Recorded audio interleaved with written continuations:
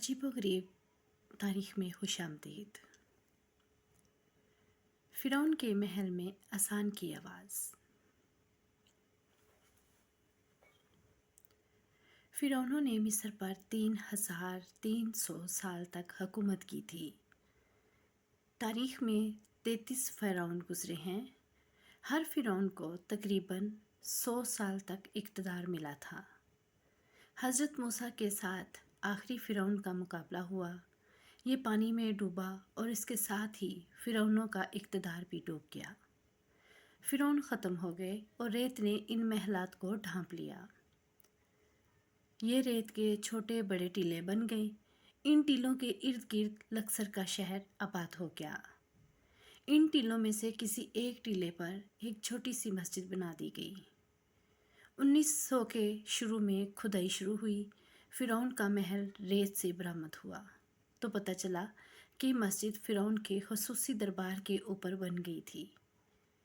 یہ مسجد آج تک قائم ہے۔ اوپر مسجد اور نیچے فرعون کا دربار ہے۔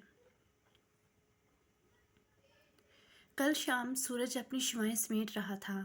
ہم فرعون کے سنگی ستونوں کے ساتھ درمیان کھڑے تھے۔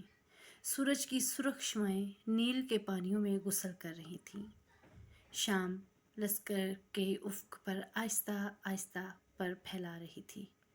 میں 5000 سال پرانے محل کی کھڑکی میں کھڑا ہو گیا۔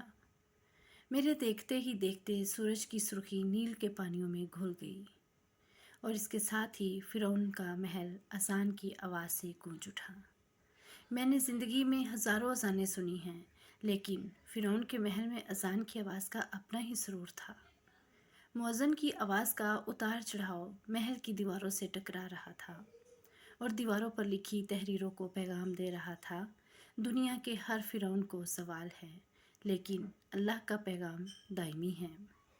اس دنیا میں اشہد ان لا الہ الا اللہ کے سوا ہر چیز فانی ہے۔ مجھے اذان کی اس آواز میں فرعون کا مجسمہ اداس دکھائی دیا۔